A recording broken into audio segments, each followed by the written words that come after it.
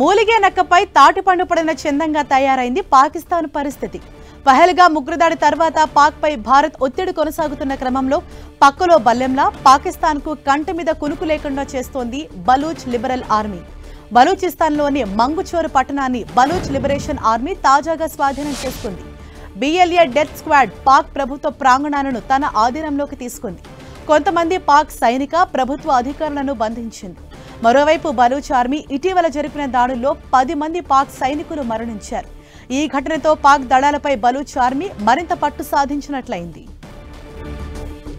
పాకిస్తాన్కు ఒక పెద్ద షాక్ అని మనం చెప్పుకోవాలి. పాక్ దళాలపై బలూచ్ ఆర్మీ పట్టు సాధిస్తోంది.